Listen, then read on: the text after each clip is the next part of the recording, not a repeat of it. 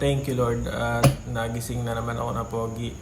Today ay magde-deliver ako ng order sa atin na lots. Pero bago tayo mag-deliver ay kukolektahin ko muna itong mga exobia ng tarantula. May dalawang tarantula po dito kagabi habang nag-unbox ako ng isopods ay nakita ko sila nakatihaya, molting sila. Kaya kapag nakita nyo po yung alaga nyo na tarantula na nakatihaya o hindi gumagalaw, sila po ay nasa molting process. Hindi lang po tarantula yung nagmo-molt or dumadaan sa proseso na to, pati yung mga scorpion.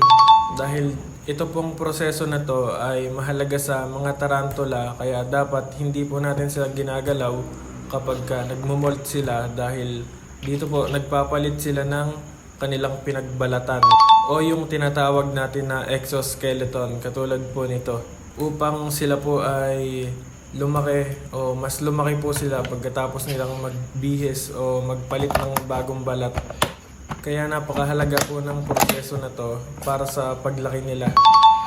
Itong kinuha ko po na to ay ito po yung Brachypelma hamori. At ito naman pong susunod na tarantula ay M. balfouri. Isang napaka-astig na tarantula, isang heavy weber, napakaganda gumawa ng web castle. Ayan o, ang lupit.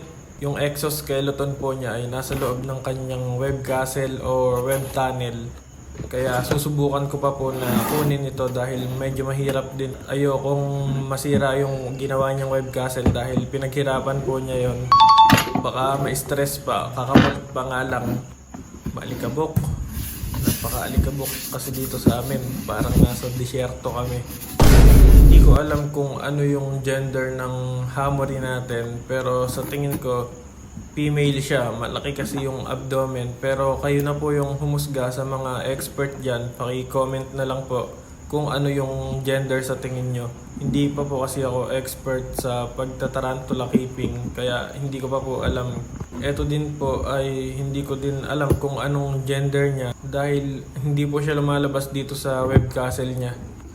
Kapag papakainin, kukunin lang niya yung pagkain niya, papasok na ulit dito, kaya hindi ko po nasisipat kung ano talaga yung gender niya. Yun din po yung disadvantage ng pag-aalaga ng mga heavy weber dahil lagi lang po silang nasa loob ng web castle nila. Pati na rin po yung mga fossorial tarantula, nasa loob lang po sila ng ginawa nilang hide, mga nagtatago. Ito lang po siya sa loob, ayaw pa rin niyang lumabas kahit na kanina ko pa ginaganyan ng brush. Ayaw niya magpatinag. Gusto lang niya nasa loob, napakatigas ng ulo nito. Lumabas ka na. Ayaw pa lumabas oh. Papakita nga kita sa kanila Kaya pala nung nakaraan, ayaw po nitong kumain dahil pre-molt na po siya.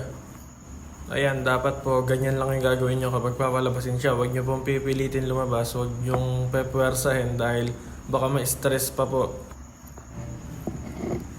Kinikiliti-kiliti ko na nga itong kahoy, ayaw pa rin niya lumabas. Siguro kakatapos lang niya mag-molt, kaya ganyan pa siya, hindi pa siya nagugutom. Pagkalipas ng ilang araw po, gutom na yan, kaya baka lumabas na rin yan. Ayaw pa rin niya ngayon makulit. Naging mahiyain po siguro siya nung nag-molt siya, naging introvert bigla. Ayaw na niya magpakita sa tao. Dati naman, lumalabas din siya kapag may ganyan na gumagalaw sa enclosure niya. Ayan, lalabas na. Lalabas na. Lumabas ka na.